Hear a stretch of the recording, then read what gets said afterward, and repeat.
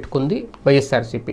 అసలు బీసీలంతా మా వైపే ఉన్నారు, తెలుగుదేశం పార్టీ అంటేనే బీసీల పార్టీ, ఈసారి ఎట్టి పరిస్థితుల్లో బీసీ ఓట్ బ్యాంక్ మాకే పడుతుంది అని మరొక బలమైన నమ్మకం ఎన్నికల ముందు నుంచి ఉంది టీడీపీ. అయితే ఇక్కడ దాదాపు 80కి పైగా స్థానాలు, అసెంబ్లీ స్థానాలు బీసీలకు కేటాయించిన చరిత్ర ఒక్క వైఎస్ఆర్సీపీది. ఇప్పటివరకు బీసీలకు ఆ స్థాయి ప్రాధాన్యత ఇవ్వలేదు అనేది, అలాగే కుల కార్పొరేషన్లు ఏర్పాటు చేసి బీసీల్లో ఉన్న 138 కులాల వాళ్ళకి కూడా సమన్యాయం చేసింది కేవలం వైఎస్ఆర్ కాంగ్రెస్ పార్టీ అనేది జగన్మోహన్ రెడ్డి గారు మొదటి నుంచి చెప్తున్నారు. సోషల్ ఇంజనీరింగ్ పేరుతో సామాజిక సమీకరణాలు రాజకీయాల్లో కూడా తీసుకొచ్చి బీసీలకు సమన్యాయం చేసింది కేవలం జగన్మోహన్ రెడ్డి గారి ప్రభుత్వమే అని బలంగా నమ్ముతున్నారు ఆ పార్టీ నాయకులు, ఆ పార్టీ నేతలు. కానీ ఈసారి బీసీ ఓటు బ్యాంక్ మీదే హోప్స్ అన్నీ పెట్టుకున్నారు. ఇప్పుడు ఆయన చెబుతున్న లెక్కలు కానీ 157 స్థానాల్లో గెలుస్తామని కానీ ప్రతి నియోజకవర్గాల్లో మిగిలిన సామాజిక వర్గానికి సంబంధించిన ఓటర్